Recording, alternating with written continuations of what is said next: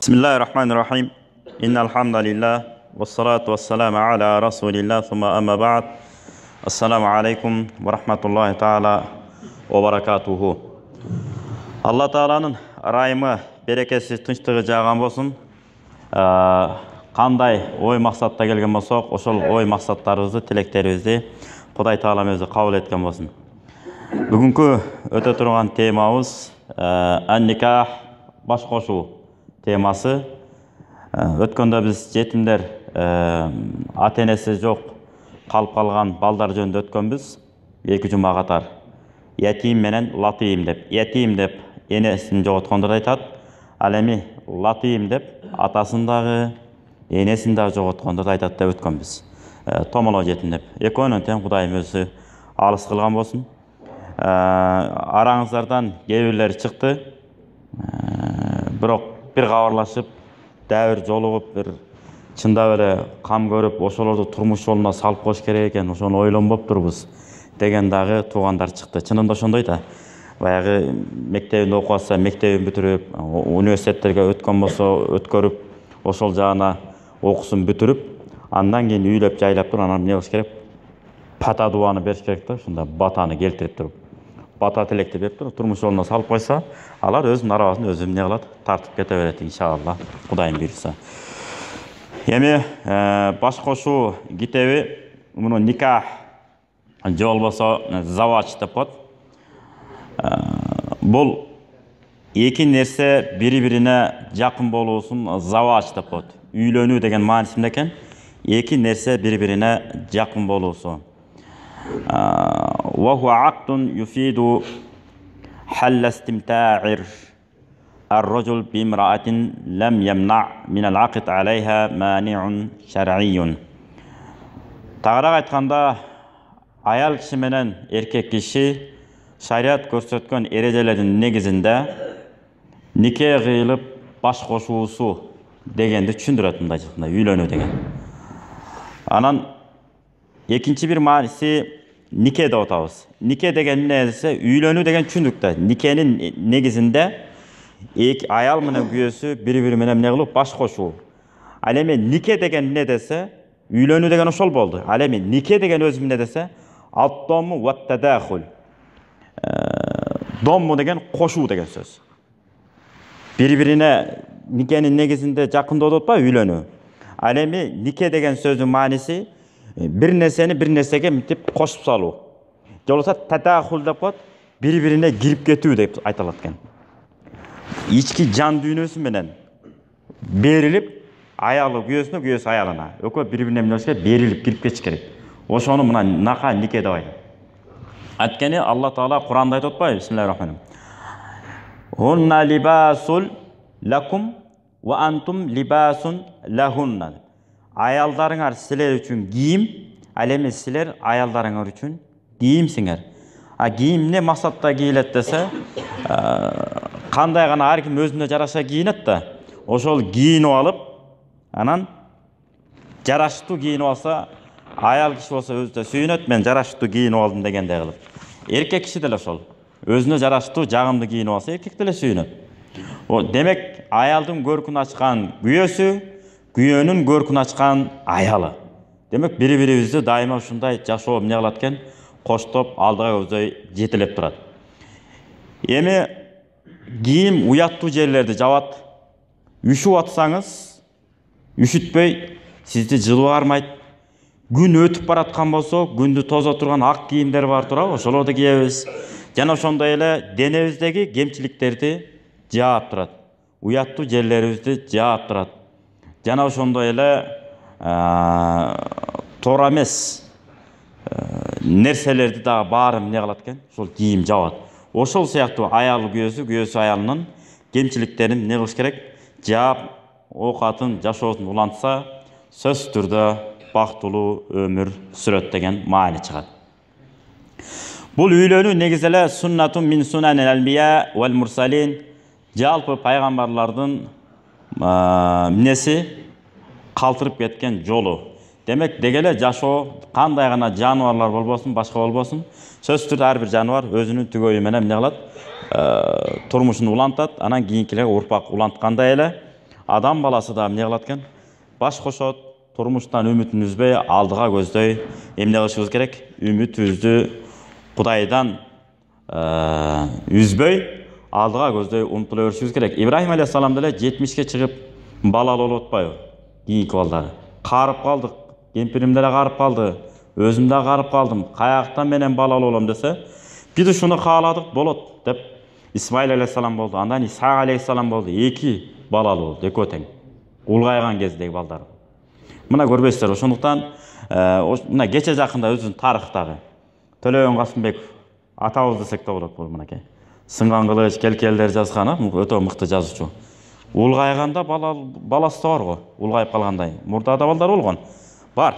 Бирок кийин дагы 70тен өткөн айтып атпайбы? Ушул баламан үмүт кылам деп. Анткени жашоодо адам үмүт жана коркунуч менен жашаш керек экен. Үмүт деген кандай десе, кандай гана оор, татаал жолдорго түшүп калсак деле, Кудайым буйруса бул проблемалардан, бул көйгөйлөрдөн мен чыгам. Кудайым буйруса чыгам деп үмүт кылып алдыга умтулуш керек экен. Коркунуч деген кандай гана байлыкка, кандай гана дөөлөткө, кандай гана ийгиликтерге жетпейли, ушул акырыда жакшылык менен бүтсөк экен. Ушуну мен көтөрүп кетсем экен. Ушул ийгилик мага түбөлүк болсо экен. Бул дүйнө ахиретиме бактылуулукка алып келсе экен деп, эмне кылып коркунуч менен алдыга жылжышыбыз керек экен. Баягы өмүр бою ошол ийгилик менен, жыргалчык менен жүрчүдөй болуп какайып калып атпайбызбы кээде? Ошондон Кудай өзү сактаган болсун, ошондой түшүнүккө кирип калгандан. Бул боюнча Алла Таала Куранда мындай дейт: Бисмиллахир-рахманир-рахим. Нур сүрөсүнүн 32-аятында. وأنكحوا الأيام منكم والصالحين من عبادكم وإمائكم إن يكونوا فقراء يغنهم الله من فضله والله واسع عليم. صدق الله العظيم. Аялдарыңа, кыздарды додот, бойго жетип алган кыздарды, жана күң болобу, аял, эркин аял болобу, негизи эле аялдарды вассалихин дотпайбы, турмушка жарамдууларына үйлөндүрүп койгула дейт. Турмушка жарамдуу боло элек эркектерди кое туруш керек. Баягы кээ бир эркектер бар да, баягындай айтабыз го дайым эле. Үй күчүк болуп турган дейбизби, жоса күн карама дейбизби, өзүнчө өз алдынча бир маселе чече албайт. Өзүнө байланыштуу маселесин. Мынтип турат, эжем эмне дейт? Абам эмне дейт? Акам эмне дейт? Иним эмне дейт? Карындашым эмне дейт? Деп эле мунун тура берет. Өзүнүн байланыштуу, өзүнө тиешелүү жашоосун ар ким өзү чечиш керек да. Бул туура эмес да. Анан сонун жашап аткан үй бүлөнү кээде келип алып туруп, эжелери же карындаштары же кайнэжелери же болбосо балдыздары келип алып туруп, сонун жашоону талкалап койгон учурлар бар. Ошол болбойт экен. Эркекте болуш керек. Өзүнүн жашоосун өзү эмне кылыш керек? Чечиш керек, үйрөнүш керек. Өзүнүн жашоосун өзү чечкенди үйрөнбөсө, ар ким келип эмне кыла берет? Ээлеп кете берет. Каалагандай жака. Ошо жарактууларына, жарамдууларына эмне кылгыла? Үйлөндүргүлө. Эгерде кедей болушса, Кудай Таалам өз ырайымы менен, артыкчылык сыпаты менен байытып коет дейт. Байкасаңыздар, бойдок кезде тапкан кирешеңиздин баары ар кандай себеп менен эле көрүнгөн жака эле чачыла берет. Берип турчу дейт, ошо менен Аллах акбар, жок, андан ары кайтпайт деле, сыяктуу бирдемелер боло берет. Үйлөнгөндөн сизден ар ким тытмаламай, жок. Бир туугандарыңыз эле кой. Ал үйлөнгөн, ал тийишпейли, ал өзүнүн оокатын өзү кылып атат деп. Аял киши да тырмалаңдайт, эркек киши да тырмалаңдайт, ошентип эмне болот? Жашоо алдыга жыла берет. Андан кийинки аятта дагы Бисмиллахир-рахманир-рахим. Бул аят Рум сүрөсүнүн 21-аятында. Бисмиллах. Wa min ayatihi an khalaqa lakum min anfusikum azwajan litaskunu ilayha wa ja'ala bainakum mawaddatan wa rahmah. Inna fi dhalika laayatin liqaumin yatafakkarun. Алла Тааланын улуулугуна, кудуретине далалат кылган аяттардан, да бир нече аяттар бар. Ошол аяттардын ичинен.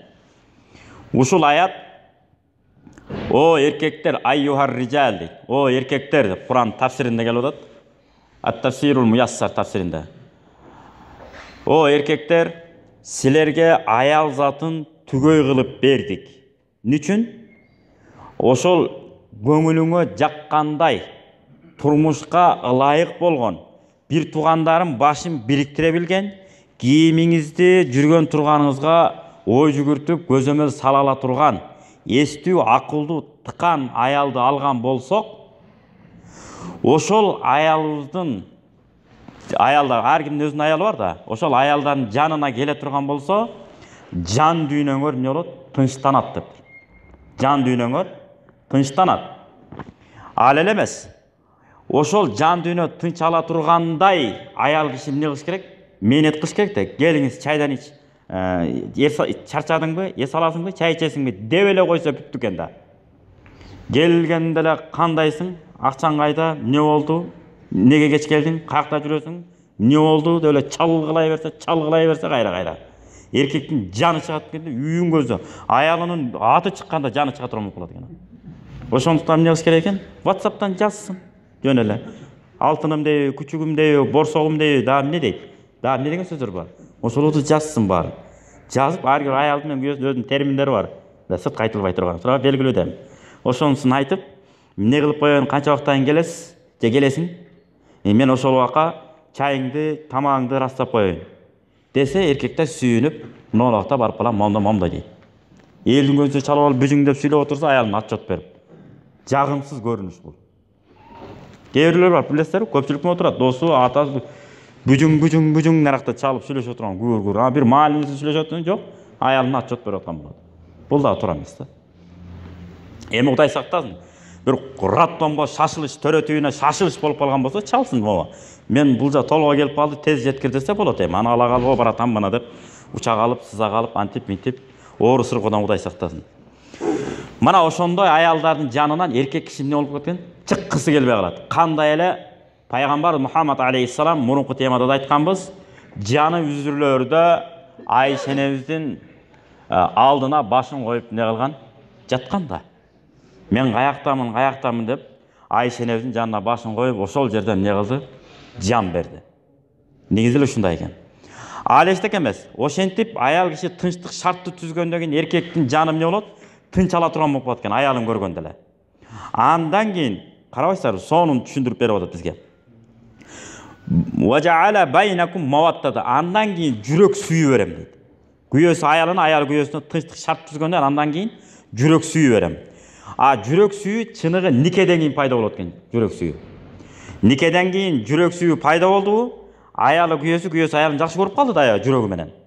Бири-бирине баягында ыңгайлуу шарттар түзгөндөн, таза болгондон кийин, баягы тишти таза карап, жүргөн турганын таза карап, сүйлөгөнүн таза карап, анан эми кээ бир учурлар болуп калат эми, рахмат эми.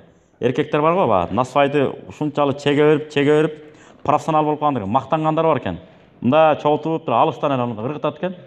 Көп көтүм жака келип түшүп калат. Мында ыргытканда мактанып. Ошонун баары эми кускусу келет эми адамча. Жийиркеничтүү. Тишин дагы тим эле картайганда саргайган жакшы. Чачты сакалды агарып, айталы жашы 50-60 барганда, 60-70 барганда, чачыбызды, сакалыбызды ак басып, тишибиз саргайса, бул дөөлөт экен. Анткени жаныбарлар деле ошондой. Картайганда тиш саргаят, мында башкача болуп калат. Бул ошон үчүн бата тилейт экен. Илайым эле экөөңөр кармашмаңар ажырабай, ак чачтуу, ак сакалдуу, ак сары тиштүү, балпайган, бай-байбиче, карыя болуп жашагыла, өмүр сүргүлө деп бата берет эмеспи? Жап-жаш туруп алып эле тишин жубай, сигарет чегип отуруп, тишин саргайтып алгандар бар. Анан көңүл айланбай жашап, эптеп 5-6 бала төрөп берип аткан аялдарга да рахмат бирок. Чоң рахмат. Кускусу келбей.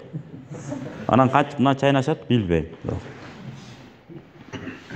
Көңүл айланат да, кусат да. Балким билдирбей наракка барып кусуп аткандыр, ким билет. Насвай чегип, моментип алып, сасып отурса. Болбойт ошол. Анткени мусулманчылык ушундай жагымсыз көрүнүш, жагымсыз кыймыл эмес. Чеснок менен пияз жеп алсаң, 5 мал жамаат менен намаз окуш эмне бул? Бекемделген сүннөт. Важипке жакын негизи. Ошондой важипке жакын бекемделген сүннөт болсо деле, қоқыс, чеснок же пияз, сарымсақ деп қойды чеснок да, сарымсақ же пияз жеп алған болсаңыз, ошол оозуңуздан жыты кеткенге чейин мешитке жолобой турчу дейт. Үйүңүздө кетириңиз. Анткени бул деген сөздүн мааниси сарымсак менен пияз жебе деген сөз эмес, жеш керек. Және куфтандан кийин жеп алыңыз, эртемен туруп алып 1 стакан сүт ичип коюңуз. Жыт-быт эчтеке калбайт экен. Мына тажрыйба.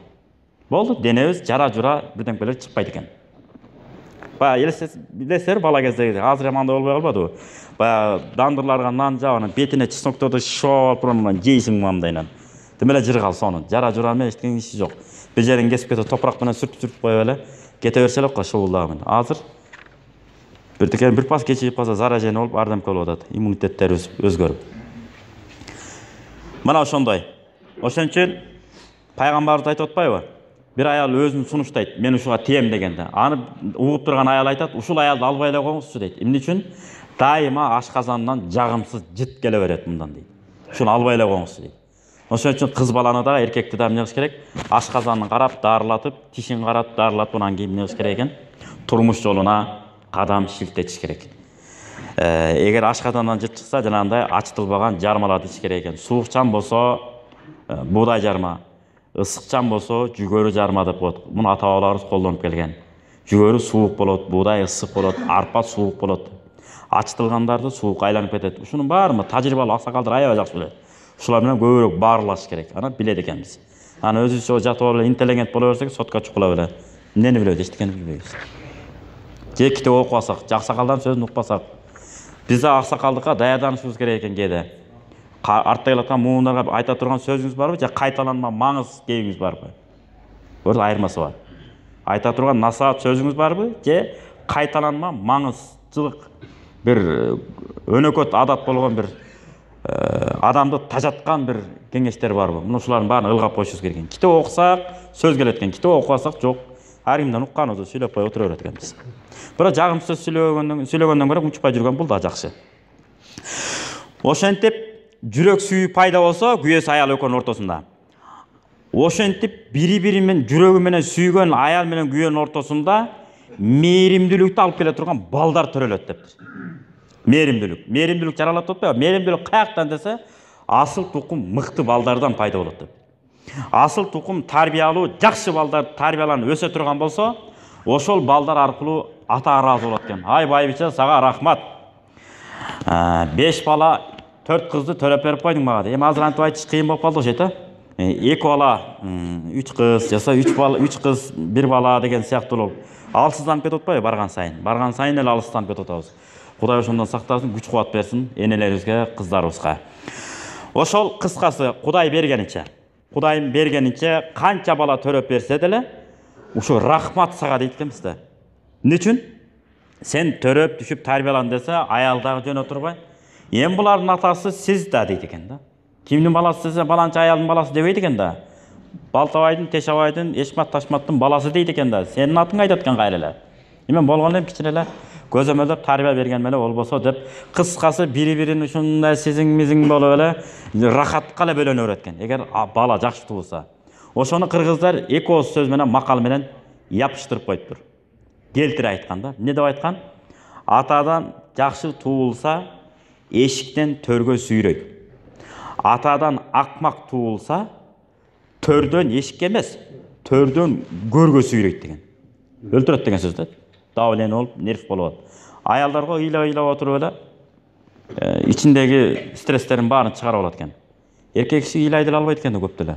Шишип барып эле кайра токтоп шишип отуруп эле инсульт жана баланын баарын өзүнө кармап алган ошондон экен. Кудай сактасын. Мана ушул баардыгы кичине ой жүгүртүп койгула, о эркек сиңген эркек пенделер деп атат. Дайыма Кудай Таалам берген бизге эмнеси экен? Райыма. Андан кийин Хужра сүрөсүнүн 13-аятында мындай дейт. Бисмиллахир-рахманир-рахим. Я айюган насу инна халакнакум мин закарин ва унса وأنثى وجعلناكم شعوبا وقبائل لتعارفوا إن أكرمكم عند الله أتقاكم إن الله عليم خبير. Қалаушылар Худжрат сүресінің 13-ші аятын қарап алсаңыздар да болады. Мына ушул аятта мындай дейт: "О адамдар", бұл жерде момундар деген жоқ. Дегеле адамдар, бардығыбызды айтып отыр. Бүт эле өзүн адаммын деп эсептеген адамдарды айтып отыр. "О адамдар, biz силерди bir erkekten, Tağratın Adam aleyhisselamdan, bir eneden al Hava eneden. Силерди жараттык, ve cealnakum şu'uba. Силерди улут кылып, жут кылып. Ve kabail уру кылып жараттык. Улут дагы, уру дагы. Ничүн? Бөлүнүп жарылыш үчүнбү? Жок. Литаарафу, бири-бириңерди таанып жүрүш үчүн. Пайгамбар айтпай, мен Курайш урусунамын деп. Туурабы? Мен Курайш урусунамын деп.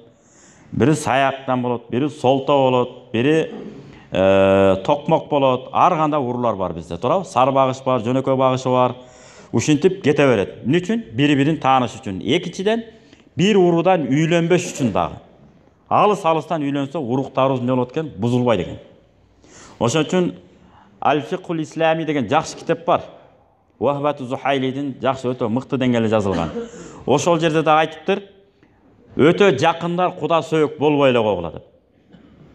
Жашап кетсе жакшы. Бирок кокус ажырашып кетсе, бир туугандар экиге бөлүнөт экенбиз. Бир туугандар экиге бөлүнөт. Бири сен тиги тарап болуп атасың, кой деп койсоң болмойт. Бириси ай, кой дегенде эмне жашнакай эле жашаса боло бермек да, биз эмне кылалы, кактан билели деп, кыскасы келишпестиктер пайда болот экен. Бул боюнча пайгамбар Мухаммад алейхиссалам эмне деген? Алыстан үйлөнгүлө, алыстан үйлөнбөсөңөр урууңар эмне болот? Алсызданып кетет деген. Ошон үчүн бизде муну хадисти митип эле койгон. 7 атадан нар үйлөнсүн койкой, бир урудан үйлөнсө дагы. Бир урудан үйлөнсө дагы 7 атадан нар үйлөнсүн. Эмне үчүн? Урук алсызданбаш. Инвалид, оорукчан балдардын бардыгы жакындар куда сөөк боло бергендиктен. Өзү менен өзү мунун кайнай бергендерден.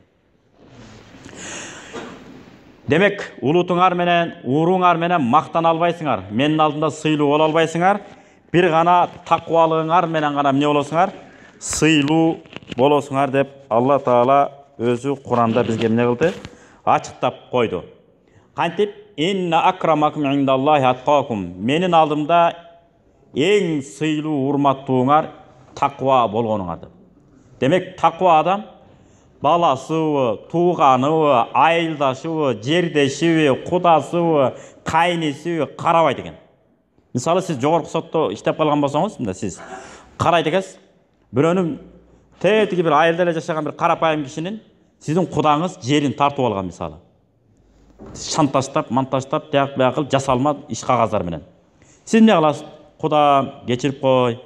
Эми мыйзамда ушундай жазылган, ээси ким болсо ошого өткөрүп беришибиз керек. Кечирип кой, андан көрө алдын ала кечирим сурап чекин кетип кал. Деп туруп эле эмне кылат экен? Чечимди чыгарып, ошол ээси ким болсо ошого эмне ыйгарып берип коет экен, чечимин чыгарып. Неге ушундай да шариятта? Ошон үчүн пайгамбарыбыз ачуусу келип айткан, эгерде менин кызым Фатима уурулук кылса дагы колум эмне кылыш керек? Кесиш керек деген. Кескиле деген. Эгер менин кызым уурулук кылса да. Ошондуктан шарият баарына бирдей. Ошон үчүн сөз бар да, Кудайдан корккондон коркпо, Кудайдан коркпогондон корк деп. Ага эки дүнөө бир тыйын да. Эчтекеден коркпо, же закондон коркпосо, же шарияттан коркпосо, же бир эрежеден коркпосо, аларга баары бир каалаганын жасап кете берет. Билдизордой эле тебелеп эле сүзүп. Кудай сактасын. Эми пайгамбар Мухаммад алейхиссалам аяттарды айттык, эми хадистерге өттүк. Өтөлү. Muttafaqun aleyh, İmam Bukhari, İmam Muslimler rivayet kılgan hadislerden mınday dep kelет. Tunkahul mar'atu li arba'in, ayal 4 tarabı menen turmuşa çygat. 4 tarabı menen. 4 özgöçölügü menen. Birincisi limaliha, baylığına qarap. Кейбір ayalдар бар, байлыгы аркылуу барандуу көрүнүп калат экен кейде көзүбүзгө. жегени ичкени кенен болсо, бирок чындап эле ошондой. Дайыма ет жей турган маалда эт жеп, мөмө жемиш жей турган убакта мөмө жемиш жеп жакшы жүрсө адамдын өңүнө чыгат да. Жашнака болуп, кейип, турмуштан тамак аштан кейип калганда эле өңүнө чыгат. Тамак ашты жакшы жеп чоңойгон баланын деле өңүнө чыгат. Ошон үчүн Жафар Садик айтып атат да. Ким бай болуп, көп балалуу болуп жашагысы келсе, тасмалында мөмө жемиш үзүлбөсүн деген.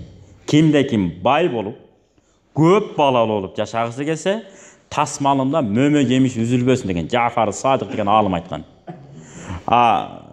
Ошол мөмө жемишти кайсынысы десе, көпчүлүгү айтыптыр, анар дептир. Көпчүлүгү эмне деген? Анар. Анар болбосо башка деле мөмөлөр боло берет, бирок көпчүлүгү анар дептир. Себеби тасмалда дайыма мөмө жемиштердин кенен болушу, балдар ток чоңоёт экен дагы. Анан дагы кошумча мөмө жемишти биринчи жеш керек, андан кийин тамак аш жеш керек.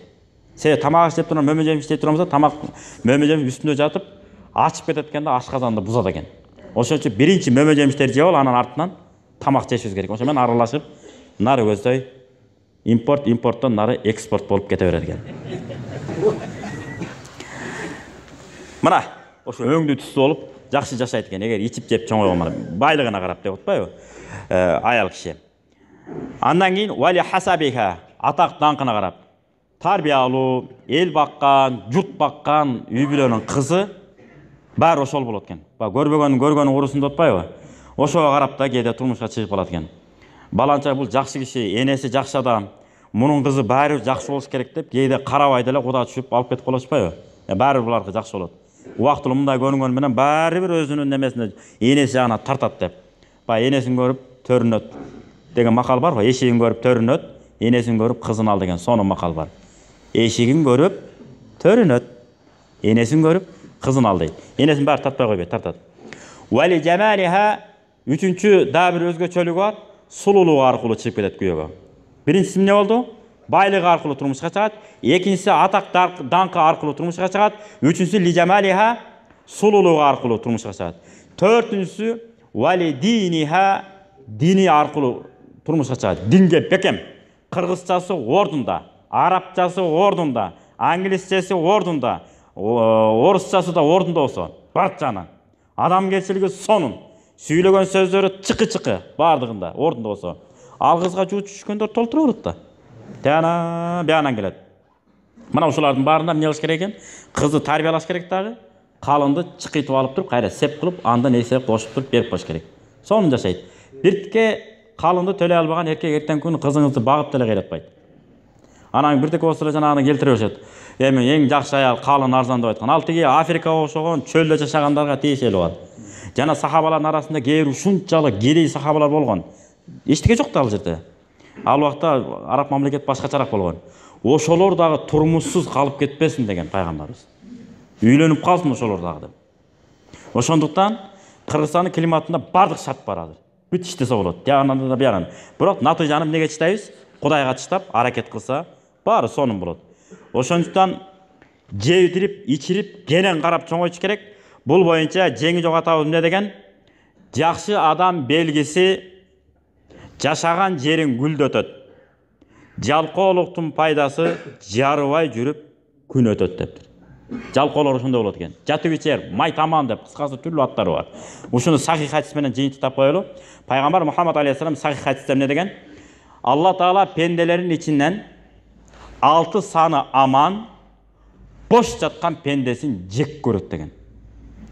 Көрсө ар кимди чукулаганга, ар кимге тескери комментарий бергенге бүт мүмкүн качан пайда болот экен? Бош жаткандан. Дайыма иш менен, китеп менен, бир нерсе менен алек болсоңуз, убактыңыз жок. Керек болсо өзүңүздү көзөмөлдөгөнгө да убакыт калбай калат экен кээде. Илайым баарыбыз ошондой болсун, иш менен, китеп менен, өнүгүү менен алектенүүнү насип кылсын. Кудайым буйруса, кийинки жумаларда ушул темадан улантабыз. Демек, аялдарды жалаң эле дин жагына кара деген жок. Ушу 4 түрүнө да карай бериңиз. Дагы бир нерсени кошумчалайыш керек. Заставить этеле муну аласың дебей, баланын табиаты менен эсептешип коюш керек экен, кыздын табиаты менен эсептешип коюш керек. Анткени үйлөнгөнгө чейин табиаты тарткан болсо, үйлөнгөндөн кийин ошол да баягы нар жагына жылдыз келсе.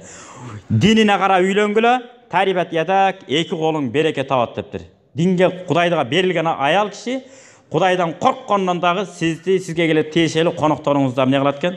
Жыпыйып, сыйлап, коноктоп алат экен. Амин. Алла Таала эки дүнө жүзүбүздү жарык кылган болсун. Элибизге, жерибизге, динибизге жана мамлекетибизди алдыга жетелей турган асыл тукум балдарды тарбиялап өстүрө турган, ыйман десе ыйман, илим десе илим, адеп ахлак десе адеп ахлак барчанын төп келген кыздарыбыз, энелерден болсун, апалардан болсун, чоң апалардан болсун. Валхамдулиллахи раббил аламин. Аллаху акбар. Ассаламу алейкум ва рахматуллах.